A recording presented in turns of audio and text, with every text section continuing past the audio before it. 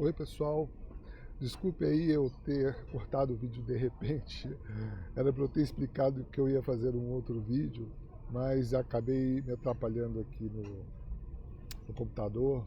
Mas bem, agora nós vamos começar a análise de cada um dos cantos de Homero, da Odisseia de Homero. E eu pretendo fazer um vídeo de 30 minutos mais ou menos cada um, e eu não faço ideia ainda de quantos vídeos serão necessários para a gente tratar da Odisseia, porque ela, diferente da Ilíada, para a gente falar da Odisseia, nós temos que entrar em mais detalhes, sabe? Mais detalhes do que nós entramos na Ilíada, porque muitas coisas acontecem em um capítulo. Embora a Odisseia seja um livro muito menor, ela trata de mais acontecimentos. Parece paradoxal o que eu estou falando, mas vocês vão ver na hora que eu estiver tratando da Ilíada como existem muitos acontecimentos tratados rapidamente, enquanto que na Ilíada não. A Ilíada ela se estende mais, de forma que fique mais fácil de você reduzir os fatos para reduzir, não resumir os fatos da Ilíada, os acontecimentos com mais facilidade. Bem, então vamos começar, né, evidentemente, pelo canto primeiro da Odisseia. Eu fiz um roteiro sobre cada um dos cantos para eu conseguir pegar o que há de mais importante, e eu vou ter que toda hora consultar o roteiro para falar para vocês aqui, para comentar com vocês. Eu também não falei onde é que eu estou, né? Estou na Bellini, em Brasília, na quadra 113 Sul. Aqui é um lugar gostoso pra caramba, eu gosto muito de fazer vídeo aqui, de vir tomar café aqui. É uma padaria, tem frios, tem café, é restaurante, é um bistrô também, né? Vamos dizer assim, sabe? E então vamos dar sequência aqui ao nosso vídeo. Deixa eu ver se eu consigo colocar melhor esta câmera para não dar reflexo, embora vá ter um reflexozinho aqui do sol, mas não está em mim, né? E tem um guarda-sol atrás de mim, tudo bem. Vamos lá, eu vou dar uma olhada no meu roteiro para comentar com vocês aqui direitinho. Canto primeiro. Bem, a Ilíada começa com um poeta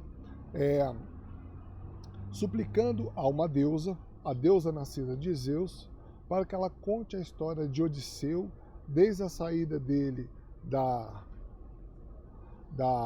guerra até a chegada em casa, a Ítaca. Essa deusa, ele não diz o nome, ele fala assim, ele diz assim, a deusa nascida de Zeus e tal, mas a gente percebe pela história que só pode se referir à deusa Atena, que foi a mesma deusa que cantou a Ilíada. Em que momento que começa a narração da deusa Atena, né, do poeta? Como é que começa a narrativa da história de Odisseu? Começa no momento em que ele está na ilha de Ogígia, que é a ilha da deusa Calipso. Que a deusa Calipso, o que aconteceu um pouco antes é que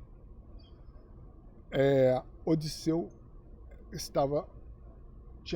ele era um náufrago, ele estava chegando como um náufrago perto da ilha de Calipso, foi recebido ali pela deusa, na ilha de Ogígia, foi recebido pela deusa Calipso, que é a deusa da ilha, e essa deusa o manteve lá por 7 anos.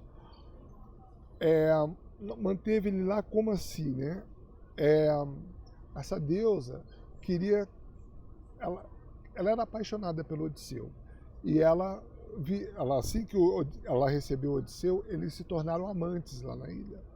E ele tinha tudo do bom e do melhor, e a deusa chegou até a oferecer a ele a imortalidade e a eterna juventude, se ele aceitasse renunciar a voltar para Ítaca, se ele renunciasse à sua família, a Penélope, ao seu filho, e aceitasse viver com ela eternamente naquela ilha. E Odisseu nunca aceitou, ele sempre foi administrando ali a situação dele, mas não, não negando ser amante da deusa, mas também não aceitando um casamento com ela para toda a eternidade. E chegou ao final de 7 anos, ele já estava muito triste por causa dessa distância, dessa saudade que ele tinha da mulher e do filho e da terra dele, de Ítaca. E sabendo disso, a deusa Atena resolve fazer uma assembleia dos deuses.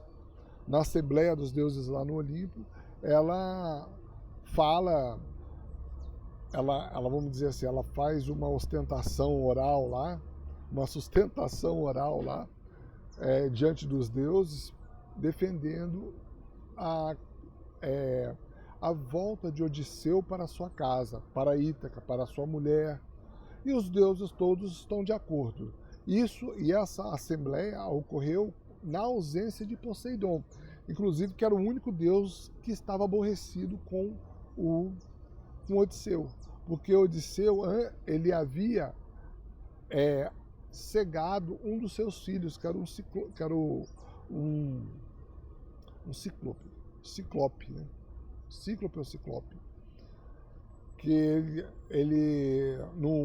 em uma ocasião que nós vamos ver mais adiante, em que ele entrou na ilha do Ciclope lá, na terra dos Ciclopes, e um Ciclope, ao entrar na gruta dos Ciclopes, ele e seus amigos, o Ciclope devorou os seus amigos e ia devorar ele também. Só que por um ardil, ele e alguns amigos se safam. Mas eles só conseguem se safar porque Odisseu espertamente envolve o Ciclope numa situação em que o Ciclope adormece e Odisseu vai lá e fura com uma madeira apontada, né, em brasa, fura o seu olho e o cega. Depois que, com o Ciclope cego, sem condições de olhar onde estava Odisseu, facilitou a situação, ela possibilitou que Odisseu saísse junto com alguns amigos e não fosse devorado, né? Não virasse repasto do Ciclope.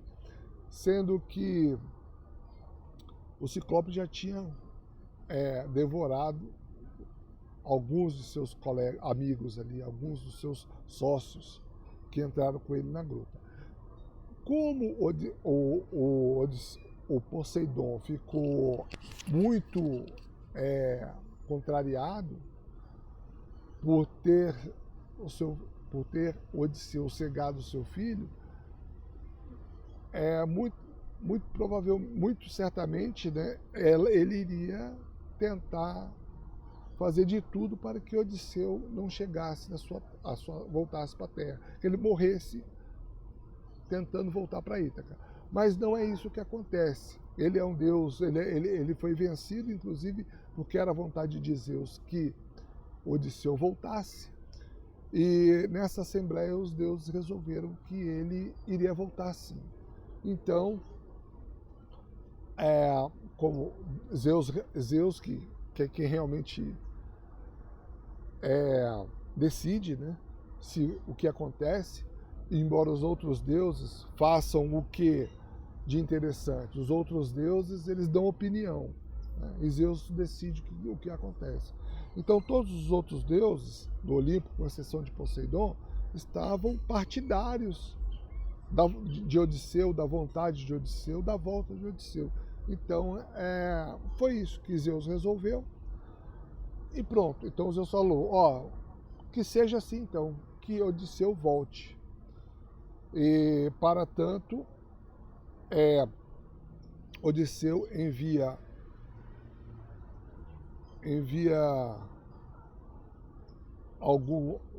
Atena para comunicar isso para Calipso, né? E não, o que ele faz é o seguinte: envia Atena para comunicar isso, não exatamente, para comunicar isso à família de Odisseu, vamos dizer assim, ao filho de Odisseu. Ela vai lá comunicar. Nós vamos ver direitinho como é que ela faz essa comunicação. E envia o Hermes para Ogígia para comunicar essa decisão dos deuses para a deusa Calipso.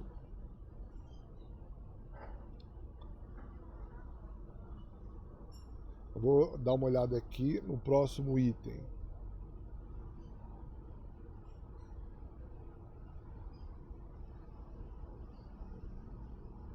Tá. Agora, uma coisa interessante. Quando Hermes vai para Ogígia, né, a Hermes desce lá do Olimpo, vai para a ilha de Ogígia e comenta e fala para a deusa Calipso que é para ela providenciar meios para que Odisseu volte para Ítaca, ou seja, dê mantimentos a ele, diga para ele, mostre para ele onde estão a madeira para ele fazer uma jangada, né, e despeça-o. Né? Foi isso que Hermes, o recado de Hermes para Calipso. Agora, Atena, que já era comprometida na sua vontade, já estava comprometida a ajudar Odisseu a voltar, ela não é tão direta assim com Telêmaco.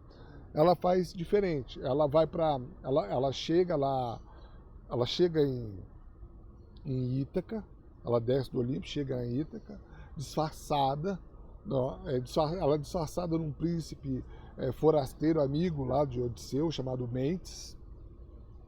Ela aborda Telêmaco, que é o filho de Odisseu, dizendo para ele fazer o seguinte, para ele fazer uma viagem para Pilos e para Lacedemônia, para ir em busca de notícias do pai, para saber se o pai está vivo, se está morto. Na verdade, ela já está movimentando o ânimo do Telêmaco para que Telêmaco já começasse a se vir como um homem, como uma pessoa crescida, como uma pessoa que faz navegação, como uma pessoa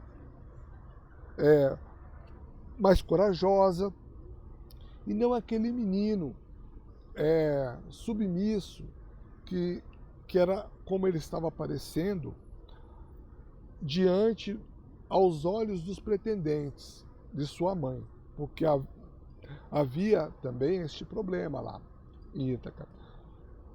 A mãe de Telêmaco, a mulher de Odisseu, tinha vários pretendentes que ficavam lá atazanando a vida dela, que ficavam fazendo visitas diárias na casa dela,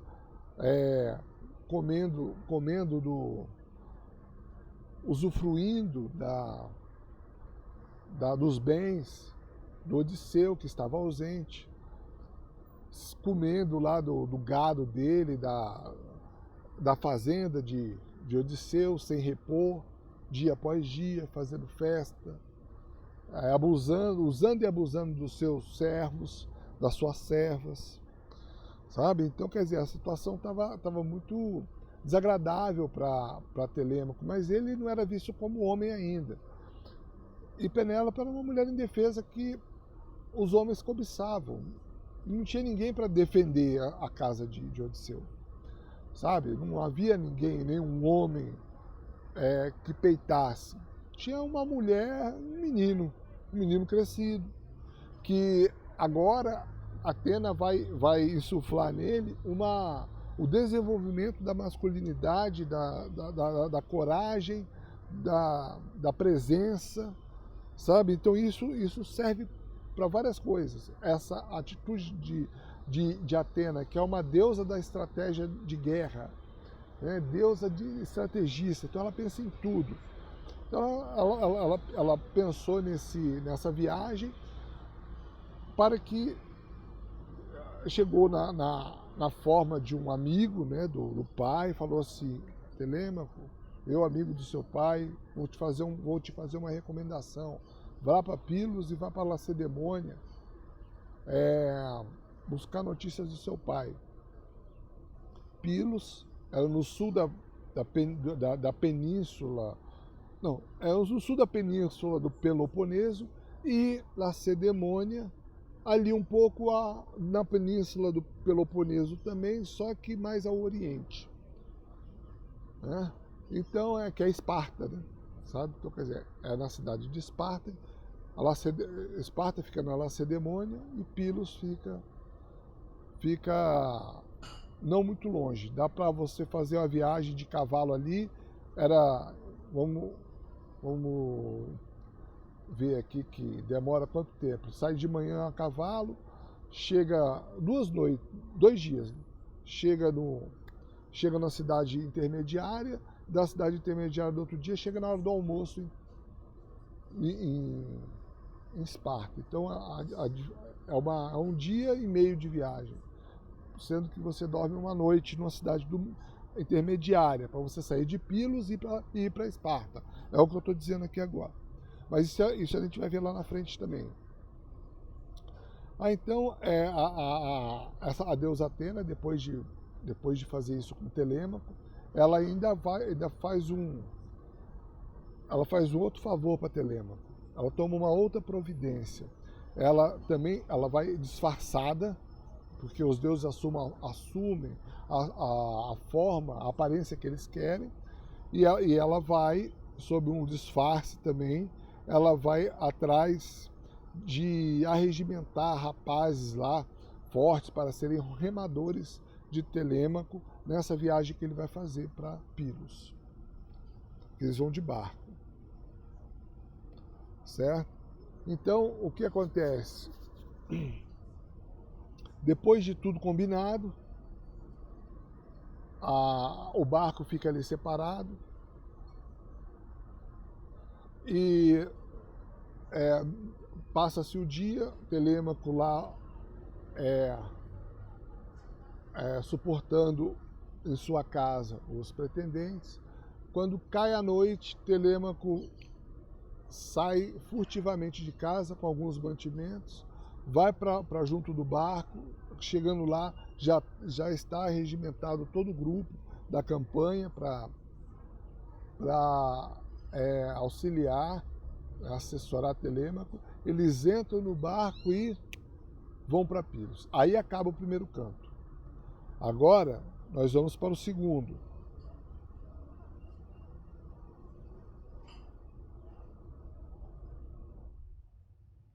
Segundo canto.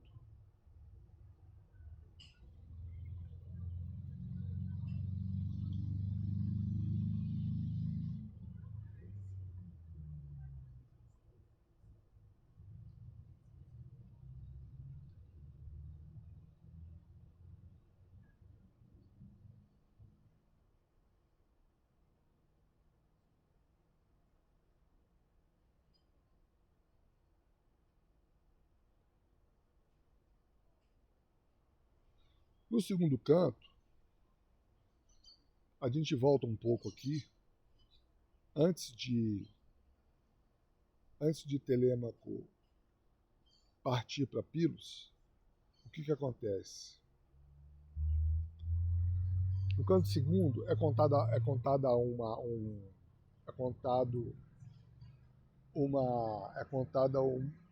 ocasião lá, é narrada uma história em que Telêmaco, antes de viajar para Pilos, ele faz uma reunião de assembleia do povo dizendo que vai viajar para Pilos. Então, depois que Atena arregimenta os jovens para ajudar Telêmaco, e antes de Telêmaco sair furtivamente, antes dele voltar para casa e ver lá os pretendentes, ele faz uma assembleia, ele chama o povo na praça lá da cidade para dizer que ele está indo para Pilos. Ele está indo para Pilos para saber da notícia do pai. Então, assim, embora ele saia furtivamente, é verdade, ele avisa para todo mundo o que ele ia fazer. E ele diz, gente, o que está acontecendo é o seguinte, eu vou atrás do meu pai, lá na minha casa tem muitos pretendentes da minha mãe que ficam lá abusando da situação, da ausência do meu pai, e ficam comendo a carne do gado do meu pai, as ovelhas do meu pai, estou bebendo do leite da vaca do meu pai lá, né? E ninguém repõe nada, minha fazenda está diminuindo e ninguém me socorre. E todo mundo fica olhando assim, né? Todo mundo fica olhando porque ninguém vai se meter. Ninguém ousa enfrentar os pretendentes, porque os pretendentes também estavam ouvindo na praça o que Telêmaco estava falando. Só tem uma pessoa, um velho amigo do Odisseu, que é o chamado mentor, que ele é a única pessoa ali da multidão que fala, realmente, o Telêmaco tem razão, né, que dá força para Telêmaco, que mostra que está do lado dele, que as coisas não vão ficar bem para os forasteiros, para os pretendentes. Mas logo o mentor é rechaçado também pelos pretendentes. Aí o que acontece?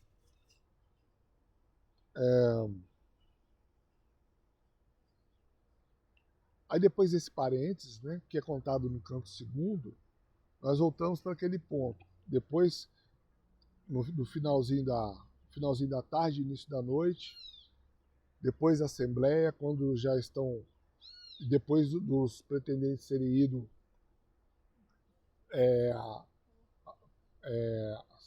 vamos dizer, voltar a usufruir de forma abusada, né, abusando lá da fazenda de Odisseu. Depois disso, furtivamente, Telêmaco sai, como diz o final do canto primeiro, furtivamente ele sai de casa, encontra os seus companheiros na praia e vão para o barco para partirem rumo a Pilos. Beleza? Pronto, terminou o canto segundo. Aí vem o canto terceiro.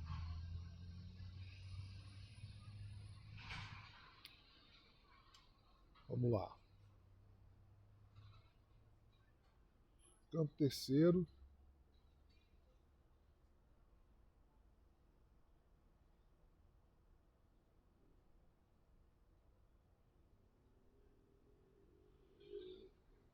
No canto terceiro, Telêmaco e seus companheiros chegam a Pilos e são recebidos lá pelo rei, que é o Nestor da Gerênia. Nestor da Gerênia, para quem lembra, era o ancião, conselheiro, guerreiro de Ilíada. Que voltou, foi um dos guerreiros, um dos chefes, um dos líderes, um dos reis que conseguiu voltar para a Grécia depois da Guerra de Troia. E ele chegou lá, estava rolando um culto ao deus Poseidon.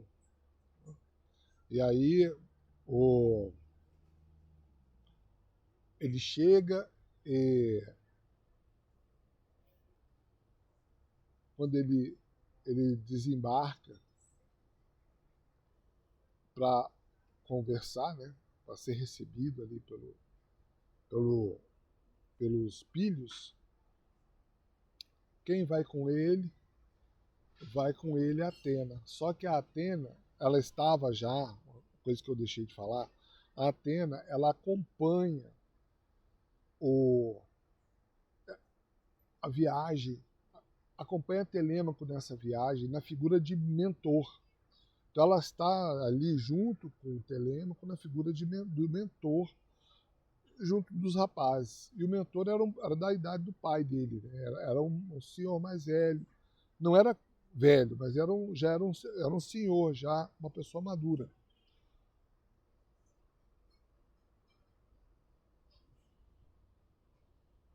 E aí quando chega lá,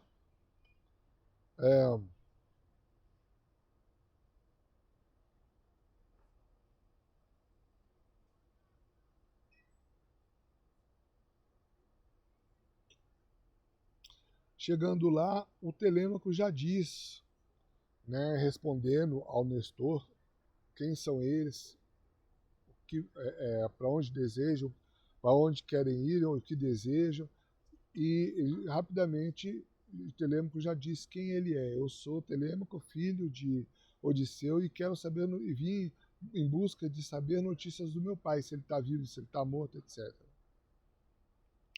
Aí o Nestor, ele responde que não sabe notícias de Odisseu, mas que muito provavelmente o rei Menelau de Esparta saberia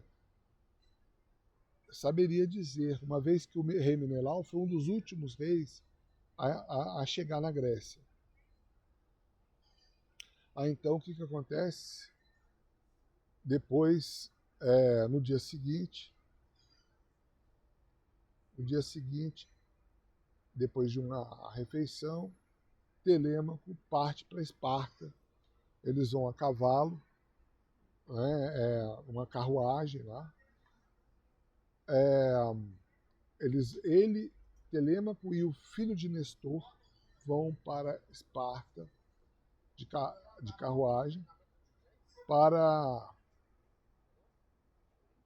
encontrar com Menelau e saber se Menelau tem alguma notícia para dar sobre o Odisseu.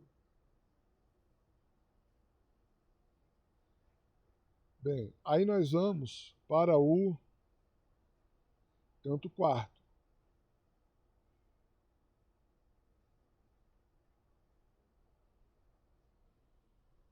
Chegando em Esparta, o que acontece? No meio do caminho, né, eles param numa cidade,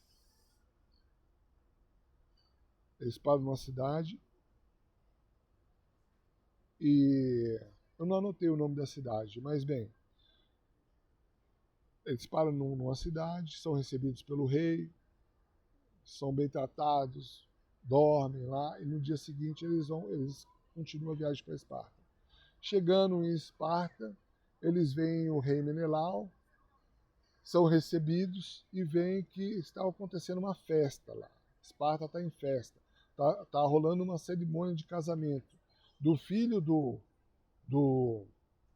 Menelau, uma filha de um nobre espartano, e de uma filha do Menelau com o filho de Aquiles. Foi prometido ao filho de Aquiles. Bem, o que acontece? Assim que eles se apresentam, né, dizem quem são, o Telêmaco diz o que ele quer. Ele veio em busca do pai dele, de notícias sobre o pai dele, Odisseu, perguntando se Menelau sabe dizer alguma coisa. E aí Menelau diz, olha, eu não sei onde está seu pai não, mas eu ouvi dizer que ele está enamorado ele está morando numa ilha junto com uma deusa, e está lá namorando, está como namorado dela lá, por tempo indefinido. E embora ele esteja com saudade da terra natal, está com saudade da família, parece que Menelau tinha uma bola de cristal para saber disso, né? Porque ele revela o sentimento de Odisseu, que Odisseu estava com uma deusa, e que ele estava enamorado da deusa e que tinha saudades de casa.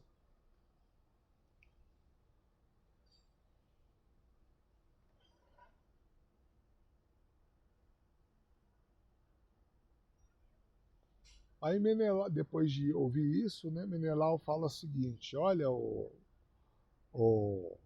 Telêmaco, você e Psístrato, fiquem aqui fazendo uma visita para nós, já que vocês chegaram, nós estamos numa cerimônia de casamento, fiquem com a gente aqui por mais alguns dias até o final da cerimônia, e depois vocês vão de volta. Vocês são meus convidados para ficar até o final da cerimônia, pelo menos.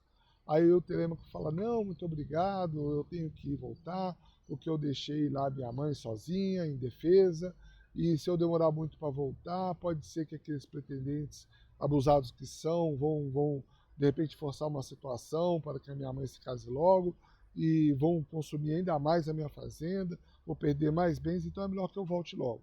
Aí Telêmaco, Menelau, né, até indignado com a situação pela qual o Telêmaco está passando, entrega alguns presentes para ele e ele volta para Pilos, junto com o Psístrato. Pronto, acabou o canto quarto. Agora vamos para o canto quinto. O canto quinto já é mais longo e nós estamos chegando já a 30 minutos. E como eu estou querendo fazer vídeos de mais ou menos 60 minutos, o canto quinto eu vou deixar para o próximo vídeo, ok? Um abraço e até lá.